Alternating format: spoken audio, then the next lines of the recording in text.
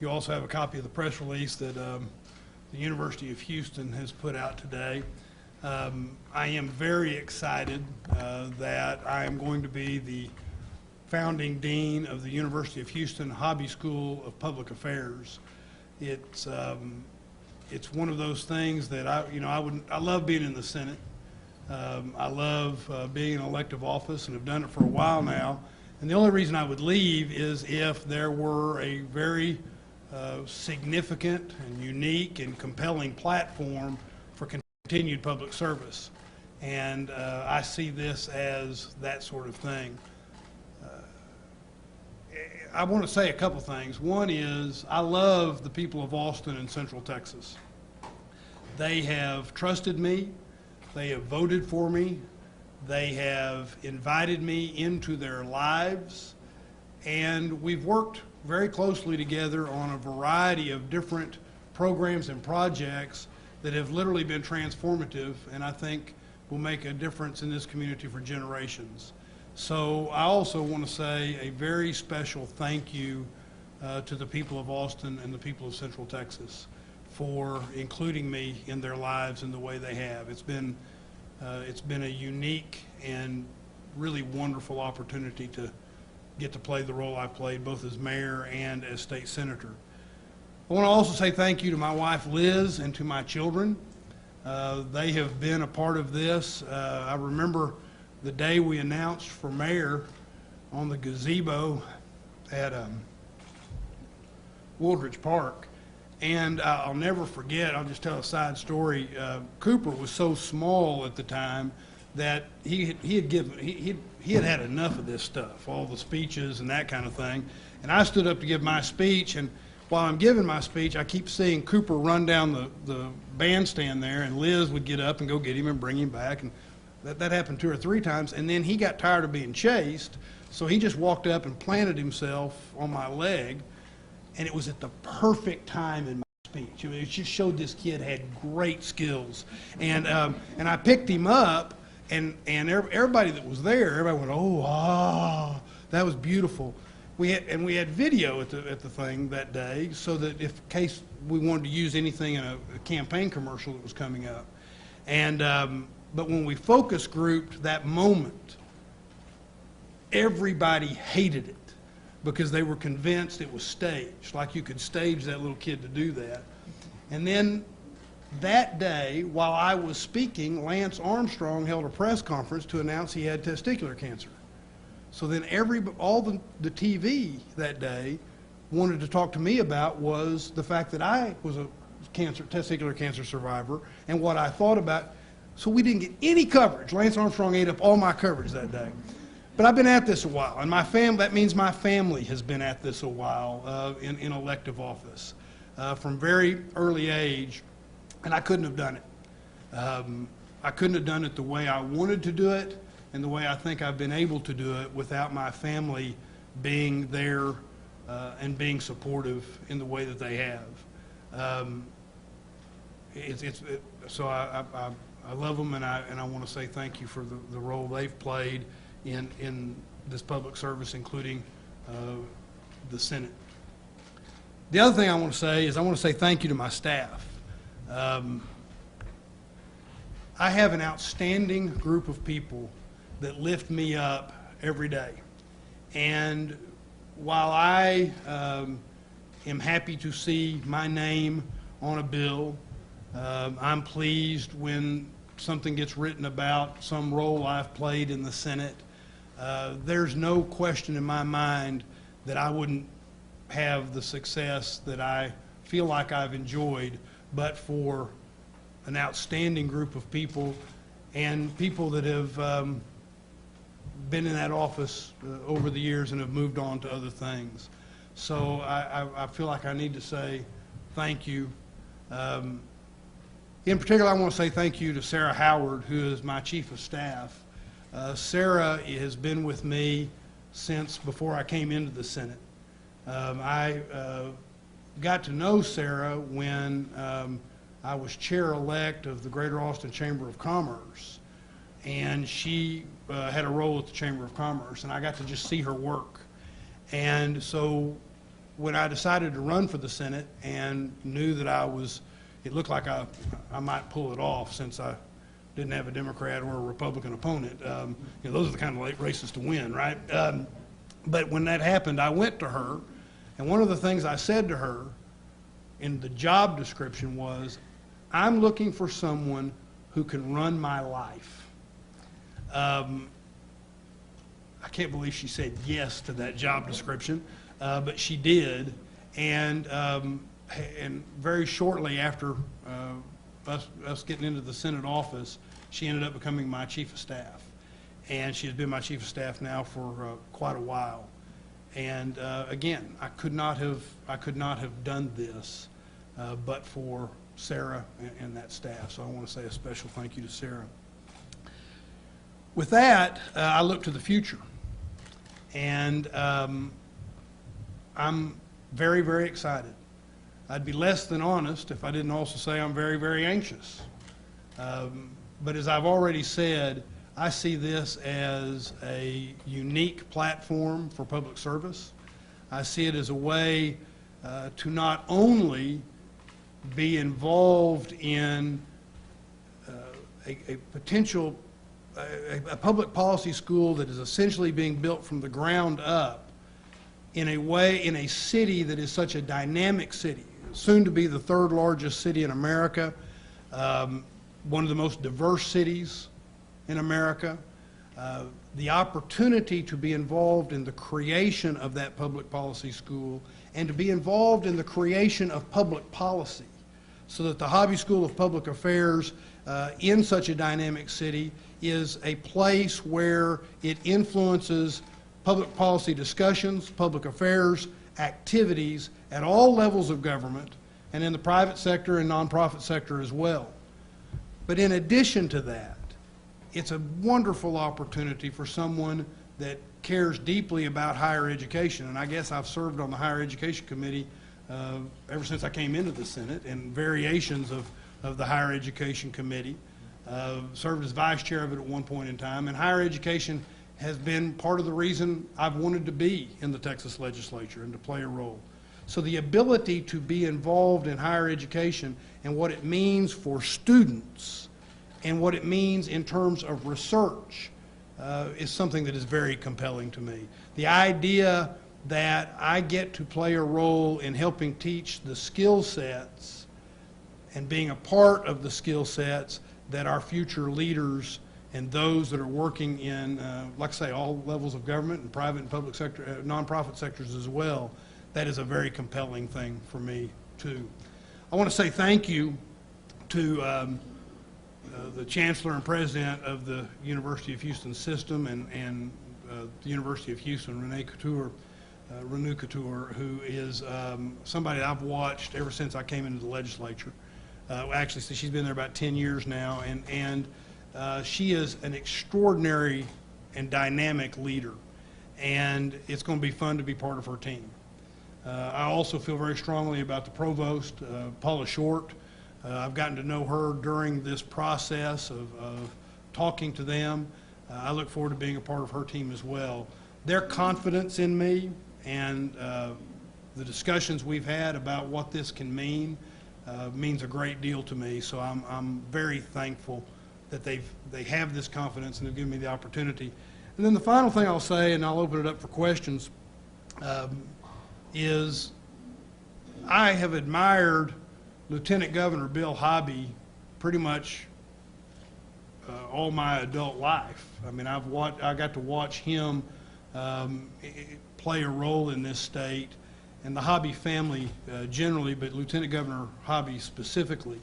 And one of his legacies is a very practical, get the job done, get things done approach to government.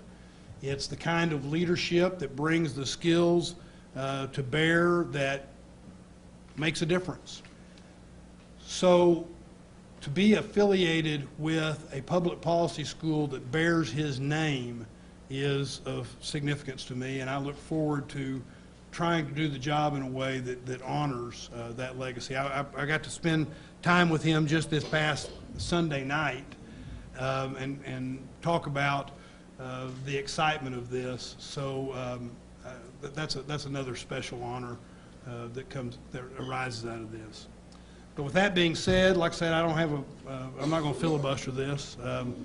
I'm done with that. I'll be happy to answer any questions that you might have. Senator, I was walking in and researching this a little bit, and I was looking at the skyline of Austin, and it refreshed my memory about your smart growth concept. Sure. And what we see today pretty much was built on the foundations of that. What do you have to say in regards to modern day Austin, the Austin that you led during that time period, at a very crucial moment where the city could have gone either way? Well, an urban way of sure. decay, or a role model, I think, for the rest of the nation. Is that one of your, big accomplishments you get on the platform? Yeah, look, I'm very proud of a number of things from my time as mayor, and that I've been able to add to in the role of senator. And I'll just say as an aside, I've always felt really blessed that this community has allowed me to become involved in things as a state senator that doesn't always happen. And I think part of that was an outgrowth of my time as mayor and then moving into this additional role. So I think there were things that as the state senator, the community has generously asked me to become involved in that probably wouldn't typically happen. But one of the things I like to point out is that when I ran for mayor, and one of my proudest accomplishments, and a lot of folks don't remember this now, but when I ran for mayor, Austin had a de facto two-party system. It wasn't, you weren't elected Republican or Democrat to the mayor's job, but it was a de facto two-party system that some people do remember, that was as nasty as anything you might see in partisan politics. But it was the environment versus developers. It was the Save Our Springs Alliance versus the Chamber of Commerce. It was the Real Estate Council of Austin versus the Sierra Club. And it was an all or nothing, winner take all politics at a time when our city needed us to figure out if we were going to grow. The question, as you pointed out, is how were we going to grow? And were we going to grow in a way that made sense for the community? And so one of the things I'm most proud of is that we brought forward policies that ultimately caused that de facto two-party system to fall away and allowed for us to discuss things like protection of our environment in a way that was recognized that it was valuable to all aspects of what we were doing, and not just a standalone. So for example, within 1 year, we had gone to the voters as part of this managed growth approach, and we were able to purchase $65 million worth of acres. That was within 1 year of my being elected mayor. We also had, as part of that, by the way, an equity component. We also had an economic development component that was part of the downtown. And downtown was a place that at the time, some folks will remember, where the current city hall is located was land that had been bought by the city of Austin in the early to mid 70s to build a city hall. But it couldn't get done. In fact, it became a temporary council chambers, and I was elected in '97, and only in Austin would something that long still be called temporary. It was but what we did is we started creating means for the downtown to be developed in a way. My memory is, and I may not be completely accurate on this because it may be a faded memory, but there were only like 3 places you could live in downtown Austin in 1997. And we set off on a goal working with RUDAT. We brought RUDAT in and asked them to look at it all again, and that became our game plan. And part of what their plan was, double the size of the convention center, which we did. Their plan was you needed to have a performing arts center, and that's what we did directly across Lady Bird Lake, what was then called Town Lake. They talked about a new city hall and how that could be done in a way that spurred places for people to live and retail. And of course, that turned into the 2nd Street Retail District. So, yeah, part of the thing that I feel very strong about is that we said we were going to do it, we worked to get it done, and today I think we have a lot of benefit from that. So thank you. Can you still be a partisan Democrat in this new role, or are you going to have to wear 2 hats, and one of which may be uncomfortable? Well, you know, look, this is about public policy and public affairs. I had very good conversations this morning with both the governor and lieutenant governor, and with a number of my Republican colleagues. One of the things that I've felt that I have done well is, while being nobody's questioned my credentials as a Democrat, but figuring out ways to listen to other people, to hear them, to involve them, to learn from them. And I think it's one of the things that has allowed me to have success in the Texas Senate. I frankly think it's one of the skills of good leadership, and one of the skills that needs to be taught, and that is how you listen to folks, how you don't label them so quickly that you then abdicate the responsibility to ever hear them again. So I look forward to trying to teach those kinds of skills.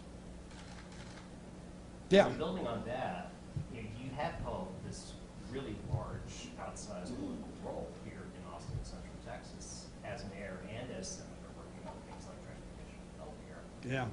And you were leaving that role and even leaving town. What sort of advice do you have for the city as we look for somebody to replace you effectively in that job? Oh, well, you know, I'll say 2 or 3 things. One is, there are things that I anticipate I will still continue to be involved in. Things like what we're doing at the Austin State Hospital. You know, I'm not leaving public policy and public service. And so the role, the way I play a role in some things that aren't, you know, an exclusively a vote or those kinds of things, helping bring people together, helping to get to results. I anticipate that the things I care deeply about, that I'll continue to play some role in that. And I'm going to be, you know, during a legislative session, I anticipate that I'll be up here quite a bit wearing my new hat. But you know, what I would say in direct response to your question is, the voters, I think, do a pretty good job of figuring out who it is they want to lead under different circumstances. And I'm not, you know, my advice is to listen to everybody, to make sure that everyone's voice is heard as part of the upcoming process, but to also be open to letting people try new things. One of the things that I think the community allowed me to do was experiment.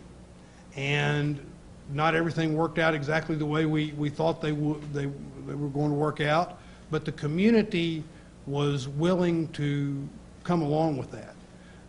Not always ask that I be perfect, but that I give it a good shot and a thoughtful shot. And I would say continue to do that. But ultimately, I've always had great confidence in the way this community in particular makes its decisions, and I wouldn't second guess them on that. Is there any regrets to do anything differently? Well, you know, I don't know that I would say I have regrets. There are some things that I wish I'd had more success on. Well, you know, one big example is while I had a lot of success on addressing issues related to sexual assault, and over multiple sessions, we were able to pass legislation that strengthened the empowerment of sexual assault survivors. One of the areas that I wasn't able to get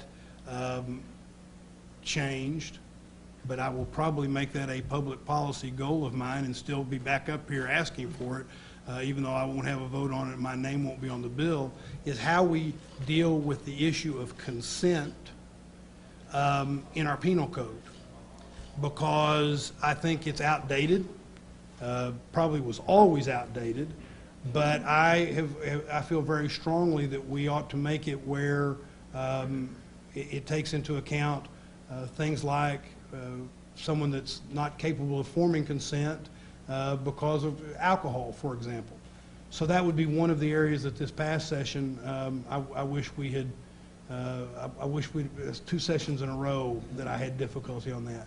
So I don't know that I would call them regrets, but there are things like that that I wish we had more success. I will also tell you that with regard to issues related to the budget, there's always something that I wish we had been able to do more. I'm concerned about, I think we did really good work last session on public school finance. I was very proud that the Lieutenant Governor put me on the Education Committee and put me on the HB3 Conference Committee so that I got to play a significant role in that.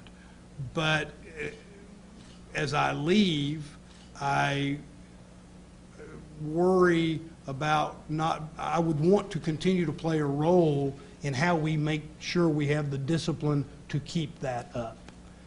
So while not a regret, it's something that I probably will look back on and say, oh, I wish I were involved specifically in that discussion.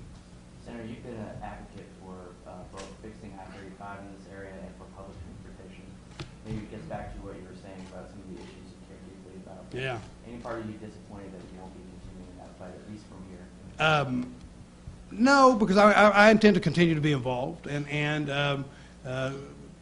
I will tell you that even though I knew what was going to happen this morning, and we had been preparing for what was going to happen this morning, I was on the phone yesterday with multiple people working on I-35. Last Friday, I was in a very important meeting with regard to I-35, and I think that's the kind of thing that I'll continue to be involved in.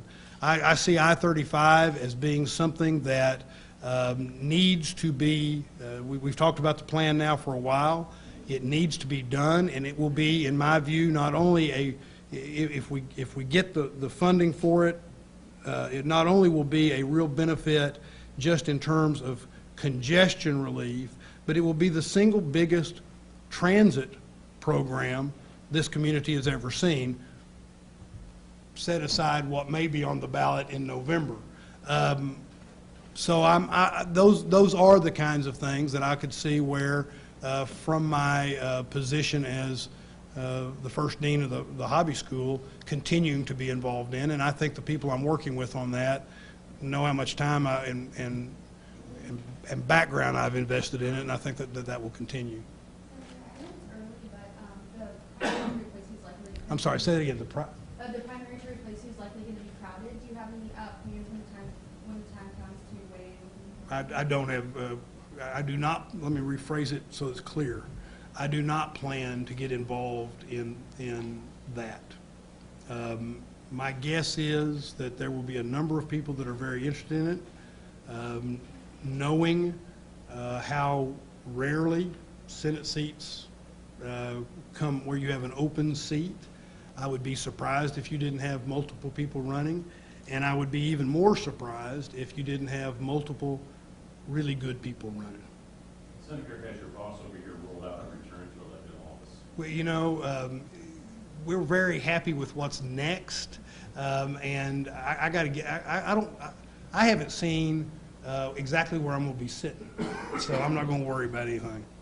Senator, since you came into this chamber, the 2/3 rule has become the 3/5 rule, and the Lieutenant Governor has said flags and be lowered again next session. Is that a good change for public policy? Well, I've never favored that. I didn't favor doing away with the 2/3 rule, and wouldn't favor it going from 3/5.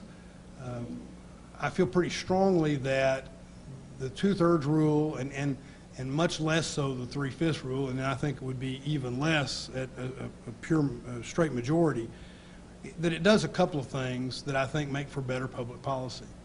One is that it brings about more ability, more of a need to listen, as I was just talking about earlier in response to another question. So that what used to happen is that people had to get multiple people to agree to their bill, and so sometimes bills that needed softening of the edges, that would happen in that part of the process. The other thing that I think it does is I think it makes for better legislation because another thing that used to happen is somebody would come to me and they'd say, why are you holding up this bill? What's the deal on this? And you'd say, well, but it's because your bill does X. And they'd say, no, it doesn't. You say, well, no, read this, and here's why I have a concern with it. And they'd say, oh, well, if we fix that, would you be okay? Yeah. And so those kinds of things would happen. One of my favorite memories of the Texas Senate, and I love this memory, is my first session. I had a bill that, this may be a regret, it didn't pass. But I got it out of the Senate, but I didn't get it out of the House. But it was a bill that was real important to me, and back to kind of a question Rudy had, it dealt with planning. And I was coming out of the mayor's gig, and we were doing SH 130, and SH 130 was being built, and I wanted to create more planning tools so that we could do things in a planned way, and it wouldn't just be, just all or nothing. So I filed this bill, and Florence Shapiro, a Republican from Plano, hated my bill. I mean, she really hated my bill. And so one day I sat down next to her. I pulled up a chair next to her on the floor. She sat on the back rail. And I sat down and I had my bill because she hated it enough that there ain't no way Watson was getting 2/3, right? I'm done. And this was my most important bill. So I sat down next to her and I said, can you tell me, will you walk through this bill with me and tell me why you hate it so much and help me with it? And we spent an hour that day, and then the next day, because something else came up and we got busy with something else, the next day I sat down with her again. We spent at least 2 hours just going through my bill. She gave me that kind of time. I got more than 2/3. I got unanimous vote to suspend the rules and bring up my bill. And at the time, Senator Shapiro did something that doesn't typically happen when somebody moves to suspend the rules, and that is she stood up and talked about my bill and the work that had been done on that bill to basically to signal to everybody that they ought to vote for that. Well, Florence Shapiro and I didn't always agree, but that was a pivotal moment in our relationship, and she's one of my best friends from my time in the Senate. And that was because the rules had us talking. Now, that's not to say I don't have good friends like that, but what it does point out is that that rule helped, and by the way, it improved my bill. It improved my bill. And so by that time, it was a little late to get through the House, and there was one lobbyist in particular that worked very hard and killed that bill. But so, yeah, maybe that is my regret. And my regret maybe that I can't I can't do something to him next session. But now that I've gotten worked up about it again. But yeah, I think the 2/3 rule, much less the 3/5 rule, and then it will be even less a straight 16, hurts the ability to get things done in the Senate on bills that would be made better if you had that kind of discussion. I just want to address the 10 to 10. Sure. Yeah. So one of my happiest things is that back in September of 2011, you'll recall, and this is one of those examples, I think, of where this community has allowed me to play a different role. And what a blessing for somebody like me. Back in September of 2011, I gave a speech where I called on the community to achieve 10 goals in 10 years, primarily related to healthcare, but also some economic development. You know, the ones that get the most attention are, number one on that list was a medical school at the University of Texas at Austin. Check. Number two on that list was a modern 21st century teaching hospital and safety net hospital. Check. Number three on that list was uniquely Austin clinics in various neighborhoods. Check. One of the items on it was expanding brain health, although we talked in terms of just the words mental health at that time, but expanding brain health. Well, check. And then with what you see going on at ASH and the ASH continuum of care that we're working on, check it again, because it's pretty big. There are other things on that list. In every instance, here we are in 2019, so we're not quite through the full 10 years, but there's a check mark by everything on that list.